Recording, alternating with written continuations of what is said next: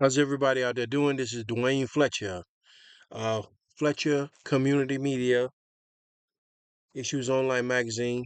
Uh, some things going on right now that just basically, I feel as though I should, start doing the podcasting again. There's a lot of events out there today that need to be addressed. Okay, so first of all, I want to say Happy New Year. Happy New Year. It's 2026 now. 2026, Happy New Year. Um, Hopefully everybody got their resolutions going. I know I got mine. I'm gonna start to work out again, stuff like that. Um, so like I said, Happy New Year. Now let's get into some new issues. Okay, many of you may know me, Duane Fletcher, Fletcher Community Media. I write books, action novels. Um, this was a real good one. This was about what's going on in Ukraine. Uh, the Battle of Flechet, the arrows. Um, this one right here was a good one. Black Hand. I got a part one out too. And the Nibble Necks. This one talks about an assassin that doubles as a tennis player, and this was a real good book too. Um, and this one talks about some Russian hitmen, twins Russian hitmen that came to town a long time ago, and they subsequently killed the wrong person, and they ended up in jail. It's a really good book. Okay, now first order of business, I got some new books out. Check this out. I know y'all gonna like this one. Check this out. The Undertow by Duane Fletcher. This is a real good book, really good book. It's an action novel. Um, I s- I kind of I heard about what happened to Malcolm Jamal Warner, and basically I wrote a book. I kind of take it to heart because I grew up in a setting like the Cosby Show. I have several doctors in my family. My aunt, my uncle, my one of my let's see, my stepfather also, well-known pediatrician here in town. And it just basically, I kind of took it to heart when Malcolm Jamal Warner died. So I wrote an action novel, like basically like what if I had, to investigate what happened to him, whether it was real or not. And this is a really good action novel. It's called The Undertow by Duane Fletcher. That's me on the cover there. I'm doing a little spearfishing here in Florida on that cover picture right there. And then I got this other one too. This is a really good one. Oh my goodness, I'm still editing it right now. Um 13 Miles to Miami, Act 2. 13 Miles to Miami. This is a really good one. It talks about a football player that that gets an NIL deal, and one of the luxury car companies wants their car back because they gave him a state-of-the-art prototype by accident, and they need to get it back before his uh, uh, Russian friends find out what all the car does and stuff like that. So it's a really good book. It's called 13 Miles to Miami Act 2 Prototype. Okay, so that being said, now let's get into what's going on today that sparked this return return to podcasting by me, Duane Fletcher. First of all, I want to talk about this Venezuela raid. This thing that happened in Venezuela. I was taking notes on this, and I'm very, very thorough with the notes that I take when I write action novels. I do real research. But a lot of my stuff is published under fiction, but I do real research, and I'm extremely thorough with the research. And I have to tell you, like back this summer when they first started arguing back and forth really badly with Maduro and Trump arguing back and forth, I stopped taking notes. I stopped taking notes, and the reason why I stopped taking notes because um I knew that this administration, they were going to get him, and I stopped taking notes because I didn't want to jinx Um, I didn't want to jinx the fact that of what they were about to do, because the stuff that I talk about sometimes is really really thorough, and I stopped taking notes. I said I'm not even going to talk about this. Um, and but now it's done and over, and some of you I know out there are going to have different different things to say about it. Some of you don't like Trump, but here in Florida, where I live, we have a lot of refugees from Venezuela that are running from communism. We have a lot of refugees from Cuba that are running from the brutality of communism, starvation and degradation and squalor and things like that. And the people that are here in Florida are happy. They're happy. If you can look it up yourself, there's people celebrating in the street in Miami, um, and across Florida, that Maduro is gone. And a matter of fact, I'm gonna bring up a couple of pictures here. I'm gonna bring up a couple of pictures here off of this right here, just so you see what I'm talking about. But people in Miami, they're celebrating. Um, what's funny to me is that a minute ago, and I'm talking about this summer.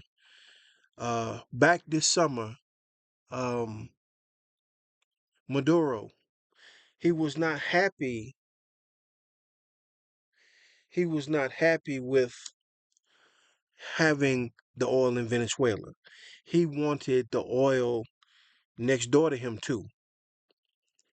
He was not happy with the oil in Venezuela. He wanted the oil next door to him too in Starbucks. Okay, so and I'll show you what I'm talking about here.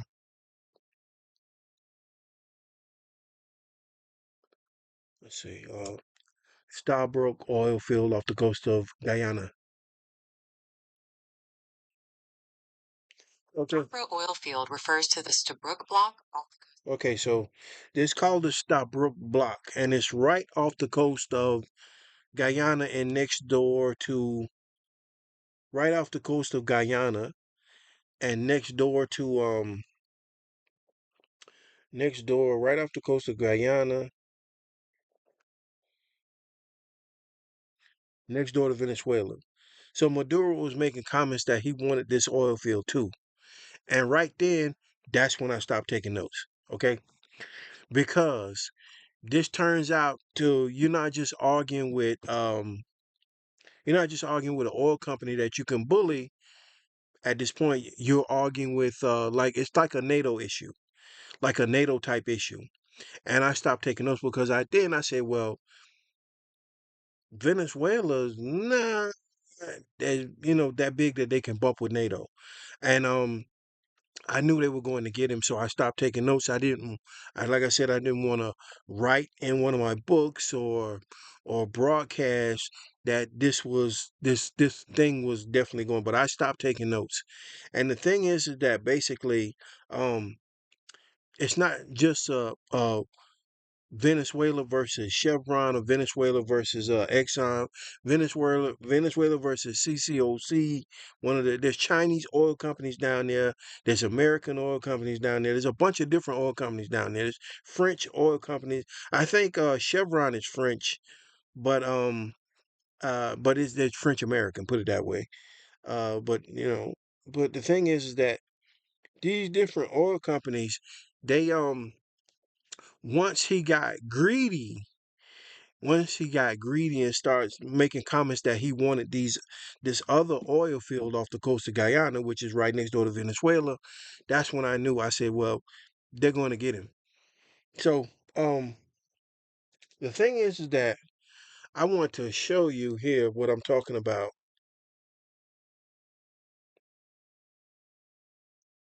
Now, if you look at some of this, if you look at some of this, you can see that they're knocking over his statue. They're knocking over his statues.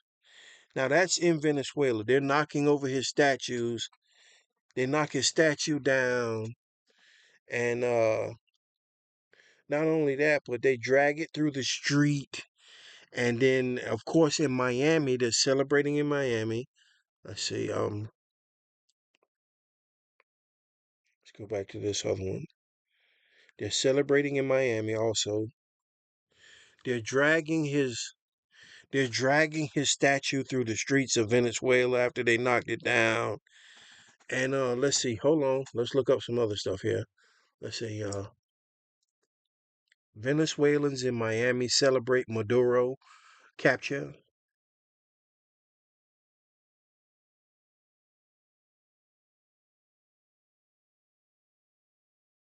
Okay, so the internet is full of this footage, and I want to challenge any one of you out there that have something to say about this, that you basically look this stuff up for yourself. Don't take my word for it.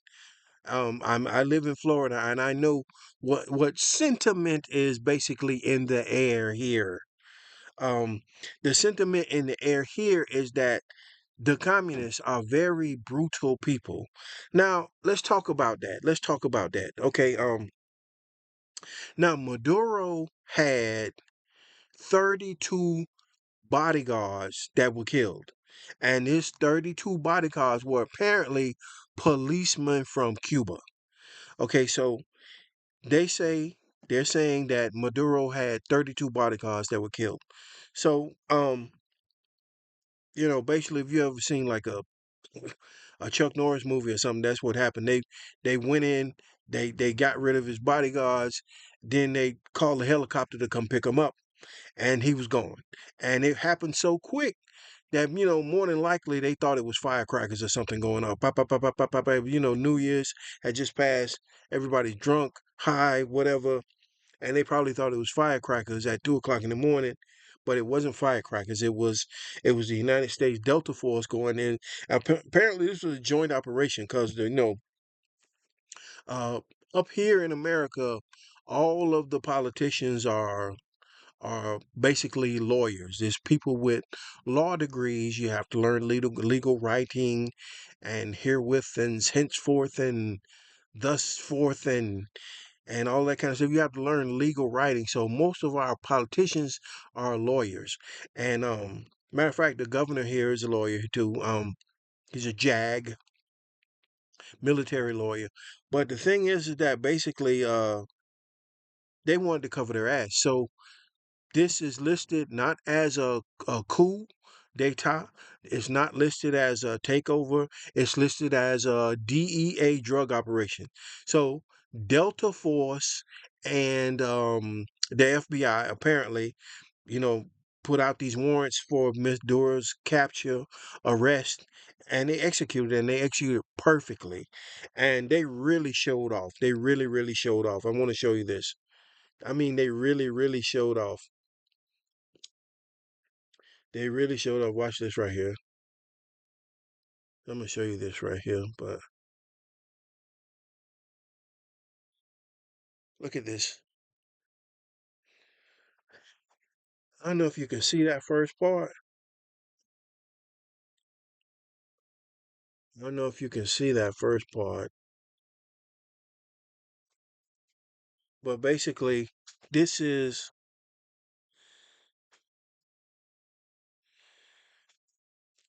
this is the American military, and I don't want to show the whole thing, but that's the American military. And basically, it looks like it appears that they hid inside the clouds as the clouds were passing, and then started raining down missiles from the cloud. Inside the cloud, the radars probably couldn't pick them up. The cloud distorts it, all that kind of stuff, or whatever like that. But it looks like they rained down missiles, and it looks like the missiles are lightning bolts coming from the clouds. There's a lot of this footage on the internet. You can look it up for yourself. You don't have to take my word for it. But they really showed off, and that shit probably scared the hell out of them. Like somebody was up there slinging lightning bolts down at them or something. Um, but it looks like they hid inside the cloud formation and just start bam, bam, bam, bam, bam, bam. And then first the military airfield was gone. Then the military base was gone. Then the other military base was gone. Then the other airfield was gone. And next thing you know, they were flying out, and that was it. And and it was done and over with, done the operation over with. So they have this guy in custody. Um, He's in jail in Brooklyn. There, it's everybody's up there. They're talking about, Puff Daddy's up there in jail. Takeshi 69, the rapper, is in jail. Puff Daddy, the rapper, the music producer's in jail up there. Let's see. This is the guy that just shot the CEO. Um, Look this up. Famous people in jail in Brooklyn. They looked this up. I don't know if you can see this, but let's see. Luigi. I don't know what's this guy's name.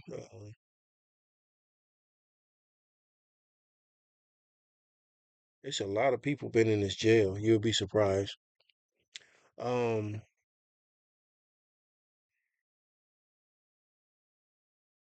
there's a lot of different people been inside this jail in Brooklyn. I mean, it's so many, it's ridiculous that they've had Jelaine Maxwell, R. Kelly, Puff Daddy, Luigi, Magino, Takeshi 69, the rapper, and now Nicolas Maduro, the president of Venezuela. My goodness. But like I said, I'm from Florida, okay? And Venezuelan people that live here in Florida, they're celebrating. They're celebrating because they've had to escape from the starvation down there, the squalor, the different beings, the brutality that the communists levy upon them down there, running them over in the tanks and all this kind of stuff like that was going on. Now, I got a new book that's coming out that's called I got a new book that's coming out that's called of let's see 13 miles to Miami. Now this is the first 13 miles to Miami. If you look on blurb.com under Duane Fletcher, DuaneFletcher, Duane Fletcher on blurb.com, you can basically uh, get to preview the new book. Now, it's actually an old script that I wrote back in 2019. I'll be truthful with you. But it's the original script, and it talks about when Maduro first took over from Juan Guaido, the first guy he stole the first election from before Maria Machado got up there. But the first guy he stole was Guaido. He stole the election from Guaido a long time ago, and that was maybe about 5 years ago when I wrote this book. And but it's coming out now. It didn't get any support for it. People were calling me crazy and all this kind of stuff like that. That nothing like that would happen. And the thing is that I put the book on the shelf because I was like, well, I'm not getting any support for it, so there's no sense in wasting my time trying to come out with it and that have everybody saying that I don't know what I'm talking about. But that happened before. This has happened twice basically.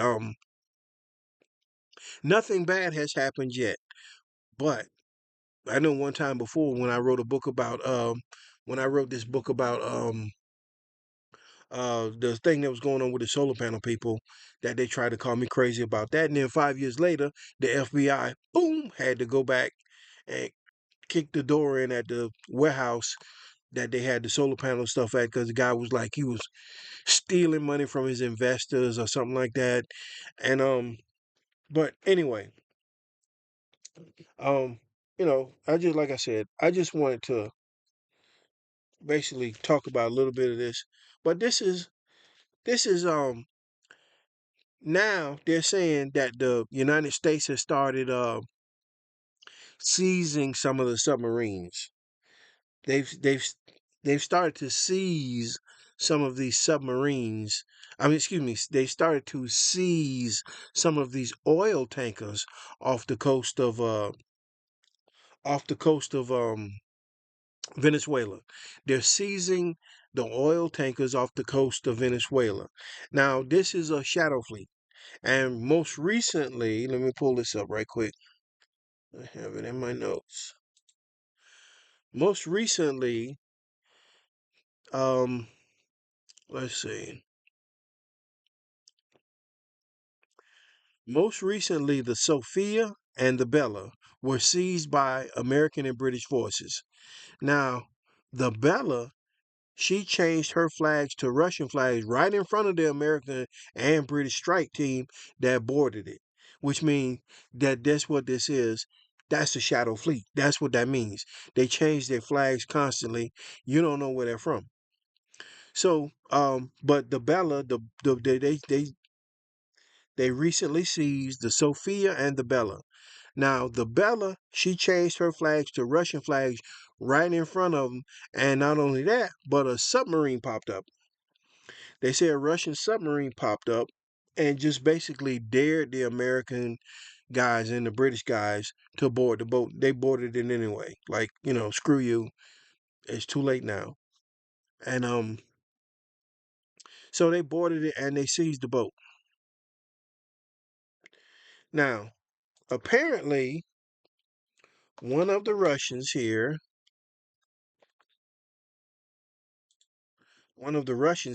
let's see, one of the Russian guys,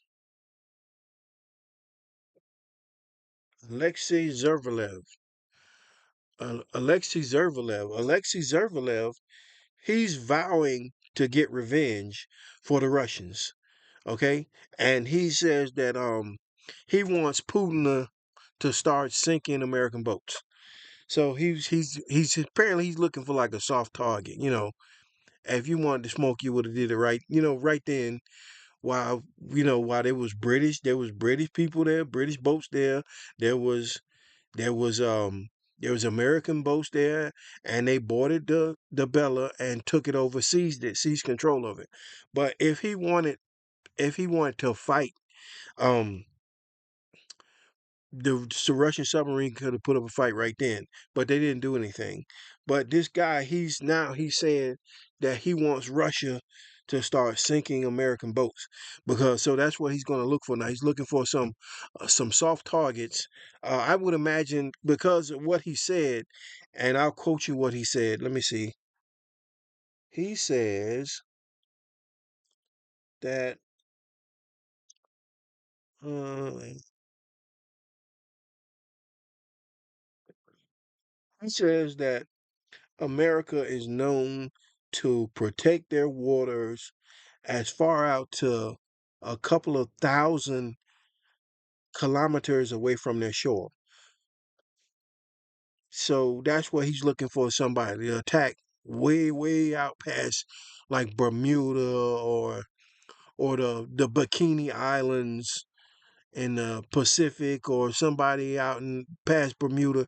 He's looking for somebody to attack, and we all know the story of these Russian submarines. They really don't end too well. Okay, so I'm going to bring up this last point, and I want to say ahead of time, I'm not bashing Tom Clancy. Tom Clancy is one of my biggest heroes. Tom Clancy is a hero to me. But as a writer now, um, writer myself now, I have to say this to uh, shut some people up about some of the issues. Now, we all know and love this guy right here, Tom Clancy. Mr. Clancy. Tom Clancy, author. This guy right here, Tom Clancy. Now, Tom Clancy, he was an insurance agent. He wasn't a CIA agent. He wasn't a CIA agent. He wasn't in the military. He just lived, where he lives, there's a bunch of military bases, kind of like Jacksonville. Jacksonville, Florida, we got Mayport out by the beach. We got a Marine Corps amphibious assault training center out by the beach also. We have NAS Jax's, which is inland. That's a Navy base too. We have Cecil Field. That's the spaceport. We have a NASA spaceport and Cecil Field, and that's where Tom Clancy lives, but up in Maryland. Up in Maryland, where he lives, there's Annapolis, and then there's like two or three other Navy bases up there. There's the Naval College, so he lives around a bunch of Navy people and stuff. And but he's never been in the military itself. He has never been a CIA agent. However, everybody talks about him because um, he made a really good impression on Ronald Reagan with his book Red October, and that's what started the ball rolling from for him. Red October about the Russian submarines. As I started writing and writing and writing about more stuff, we caught Chinese spies at the military base here. I wrote about that. Um, wrote about the pandemic stuff that was going on. Wrote about some stuff that had to do with Ukraine, that had to do with Jacksonville. Um, wrote about Russian hitmen that came to town, twins, and all this kind of stuff like that. But the thing is that as I was writing, I noticed a couple of times as I was writing, people began to quote Tom Clancy to me. And the specific thing that they were talking about was Red October. And it was like, well, Tom Clancy said this, da da da da da da da. So that can't be possible because Tom Clancy said such and such and such. And okay, listen, first of all, I respect Tom Clancy, but at the same time, uh, putting him up against some of the information that other people are coming up is detrimental to his legacy, his very great legacy. And I'm gonna tell you why. Okay? So let's get this out in the air so I won't bump into any of you people ever again that have so much to say. Well, Tom Clancy said this, and Tom Clancy, I get that. But Tom Clancy was never in the military. As a matter of fact, I would say I have more military experience than Tom Clancy because I work for a defense contractor. I worked for a defense contractor maintaining fighter jets for the Navy here in Jacksonville. And I probably had more time in with the actual military than Tom Clancy because Tom Clancy never worked in the military. He never signed up with the military. He was never a CIA agent.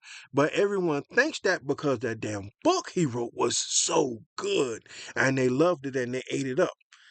And I hope and dream to one day be able to write a book like that. And but let me tell you this. Okay, first of all,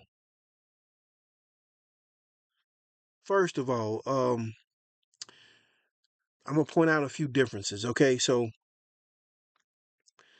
uh the real K-129, the real name of the boat was not Red October. The Russian submarine in question, the real name of the boat was not Red October. The real name of the boat was K-129. Okay?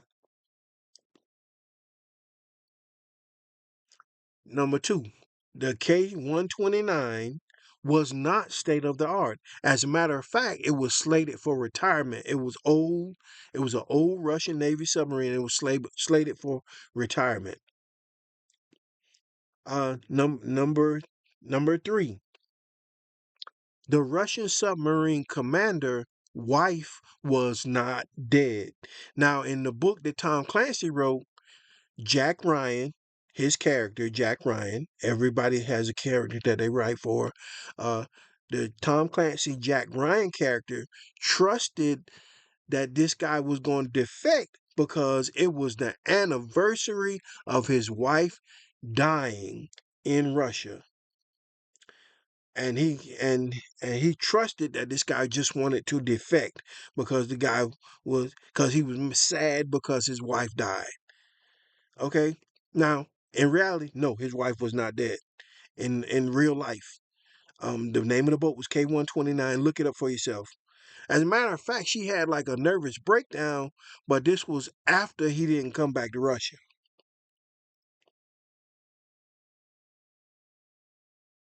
But she was not dead. In the book, she's dead. Now, number four. Um, yeah, number four. There was a fight on board the K-129. Yes, there was a fight on board the Russian submarine K-129. This was back in 1968. I'll remind you. There was a fight on board the submarine, but it wasn't about defection. There was a fight on board, but it was not about defection. The fight was whether or not they were going to launch their nukes on Pearl Harbor back in 1968. In 1968, they were about to do like a new Pearl Harbor type thing, and they wanted to launch their nukes. And this was 1968, and that's what the fight was about on board. Now, number five. Um, there was an American submarine that was following them. There was an American submarine following them. Um, but the American submarine is more than likely what really crashed them. Okay,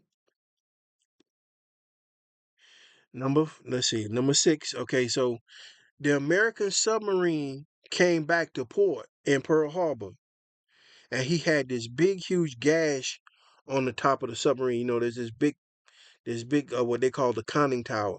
The conning tower on the submarine sits up like this, and the sub goes by. The conning tower had a big, huge gash crumpled in it as it came back to port. Now, more than likely, the damage that the conning tower on the American sub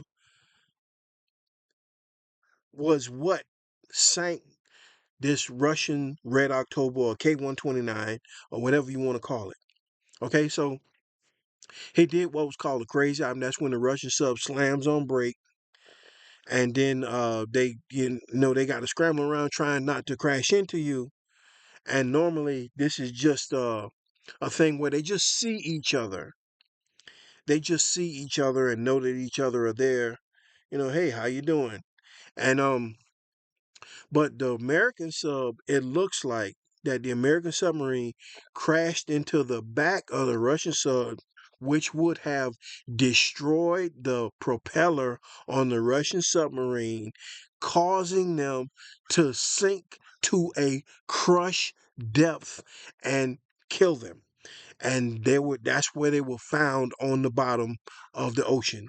Very, very, very extremely deep waters, just uh southeast of Bikini Islands, and just uh northwest of Hawaii. And that's basically where they sank at.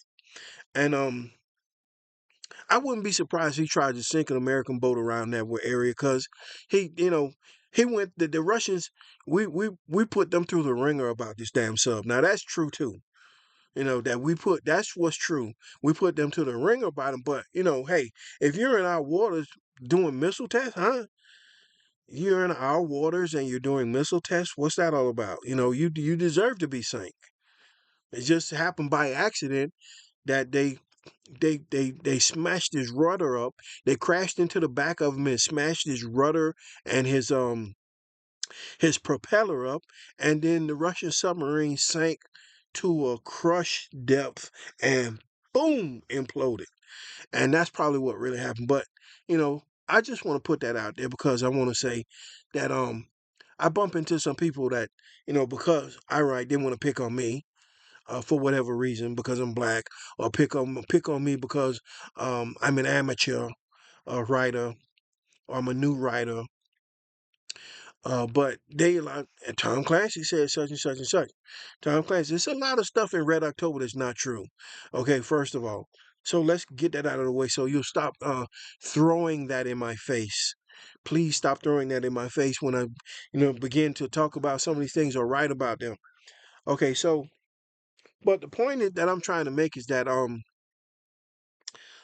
we, at the end of the day, I feel as though America themselves should watch this Alexei Zorolev guy, because he's got a ton of sanctions against him.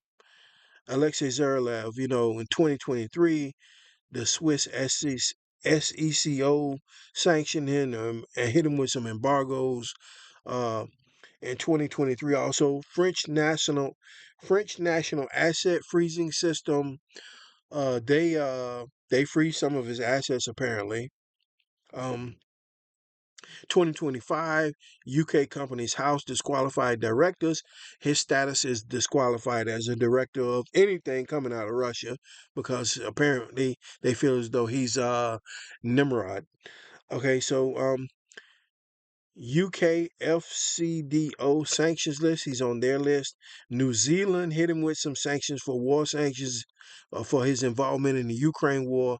AFC list of war enablers. He's also listed as a war enabler, but he's been hit with a ton of sanctions, and he's going to want some revenge, and he's going to be in Putin's ear. Um, yeah, he's probably lost some money, maybe a yacht or a private jet, or judging from Switzerland, he probably lost some money. France, he probably lost some money, and things like that. But they need to watch this guy because he's going to be in Putin's ear, trying to tell Putin to sink American ships and stuff like that. Now, um, hopefully, United States Navy is not slipping. I think we talked about this before in one of the podcasts. The Russians, it's nothing new.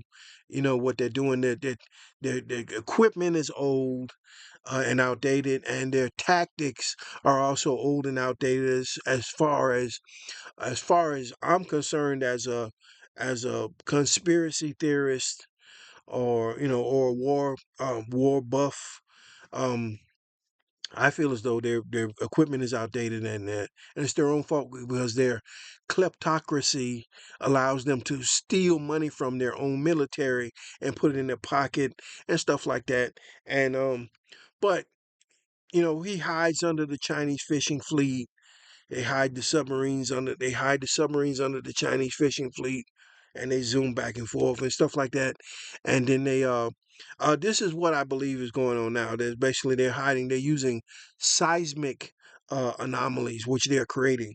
Like they're probably what it amounts to is that basically they drop a countermeasure. It sinks to a really low depth, and then it's a boom.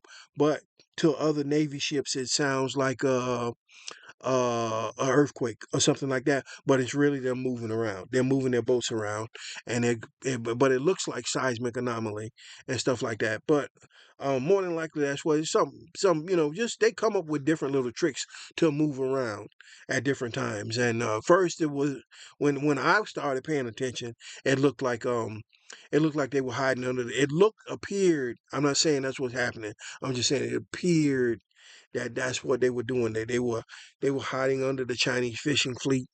Um, and that basically and now it appears as if they're using seismic anomaly to dart back and forth and they make it sound like an underwater earthquake or something.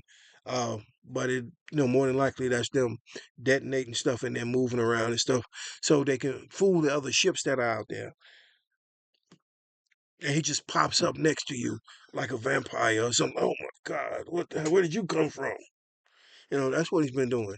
And he's done that shit many, many times off the coast of America. Just pops up. And you're like, where the hell did you come from? You know, uh, there's been time when I'm just saying, like I said, I'm not saying that's what's going on. I'm just saying it appeared at one time that every time Bernie Sanders got up to give a speech, the Russian submarine would mysteriously appear and stuff like that off the coast of New York or off the coast of Washington and stuff like that. So there's been people that have been paying attention and stuff. So, but that's all I had to say today. And that's all I had to say today. And basically, let's see, what's going on with this? I see Chevrolet. Chevrolet just lost their contract. Just lost a big contract with the FBI. Yeah, Chevrolet just lost a contract with the FBI. Everybody's talking about this. So let's look it up. So 674. Let's see. Chevrolet loses contract with FBI. So apparently,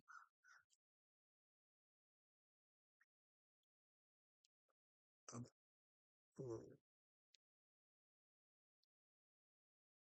Chevrolet loses contract with FBI.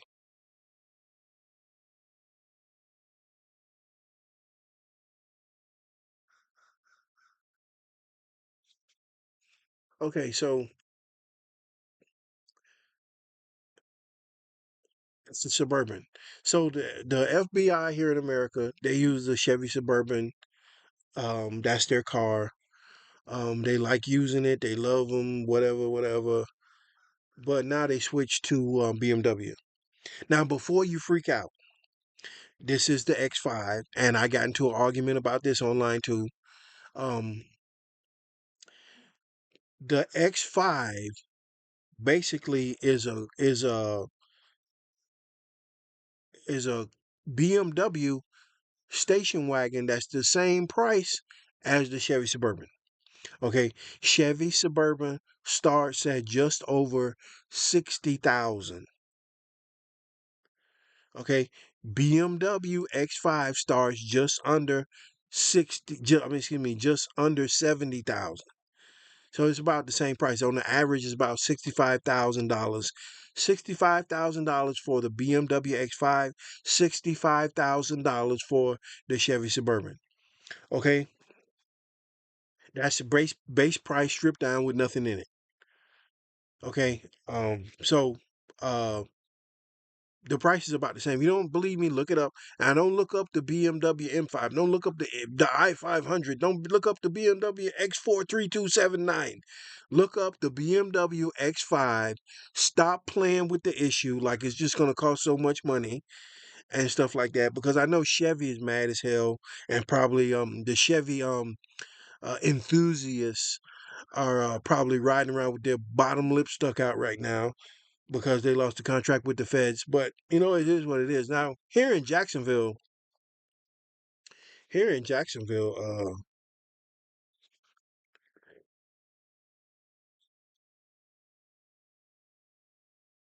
so basically, like here it is right here.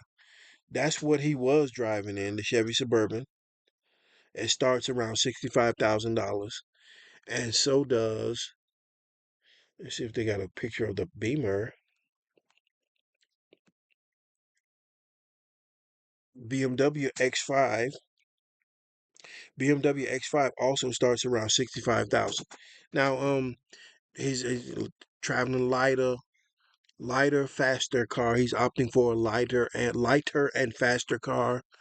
Um, and Godspeed to him. Hopefully they get a hash out. But like I said, I know the Chevy people are, probably riding the Chevy enthusiasts are riding around with their lips stuck out because I know they're mad as hell about losing that contract. But the thing is, here in Jacksonville, we went through something like that. Let's see. Let me see if I can look that up. Jacksonville, Florida Sheriff's Department. Jacksonville Sheriff's Department. Oh, hold on, wait a minute. Jacksonville, Florida Sheriff's Department, Chevy Impala. Okay, so basically,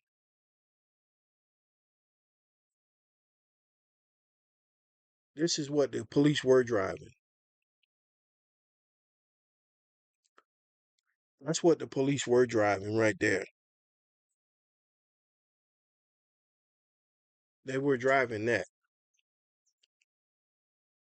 The police, they were driving these. This Chevy Impala. That's what the police were driving. Now, Jacksonville, Florida Sheriff's Department Ford Taurus,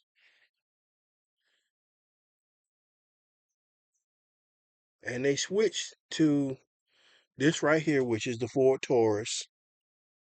And most recently, they switched from the Ford Taurus to these things right here. That's their Ford Explorer. So this happened 12 years ago. 12 years ago, 12 years ago, the Jacksonville Sheriff's Department made the switch from Chevy themselves. And I would imagine it's because back then Ford had those new shift kits and pursuit packages that came for the law enforcement vehicles and stuff like that. And but it is what it is. So good luck to BMW out there. Hopefully and and the thing is, the reason why I'm telling this story because you know, they had a debate long time ago about getting electric cars for the sheriff's department, and one of the things I did research on was getting electric BMWs for the sheriff's department. This was back during my community activism days and stuff like that. I used to go to the city council meetings all the time, stuff like that.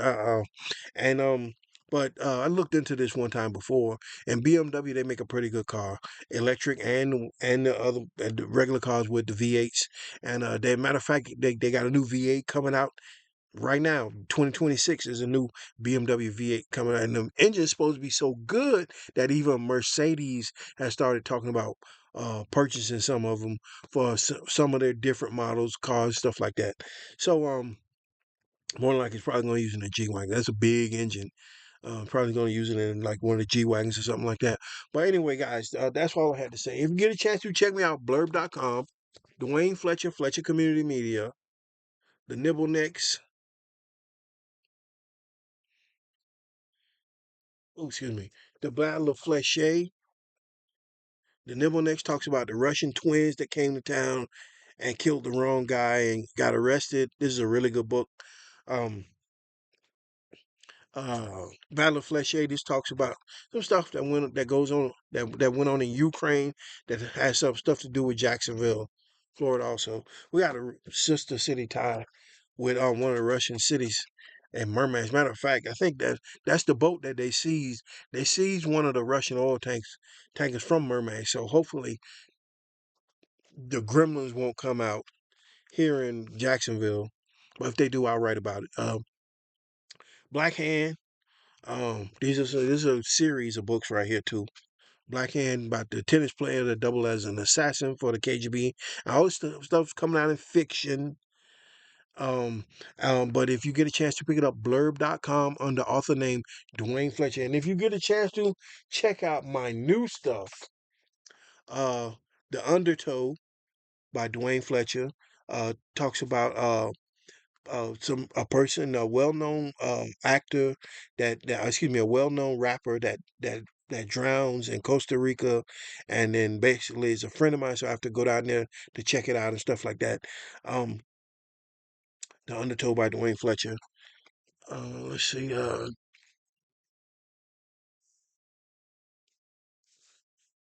13 Miles to Miami prototype. There's also another 13 mile. The original 13 miles to Miami is also on there too. This book talks about a football player that gets an NIL deal, and he gets all these NIL deals, and then he didn't even get drafted. He gets all these NIL deals, and then he didn't even get drafted, and he ends up owing the Russian mafia money, and the luxury car company that gave him the NIL deal wants that car back, and da da da da da. It's a really good book. Check it out for yourself. 13 Miles to Miami prototype, and also check out the original 13 Miles to Miami, which talks about all the stuff that's going on in Venezuela right now. Um, thank you, Duane Fletcher, Fletcher Community Media, signing off.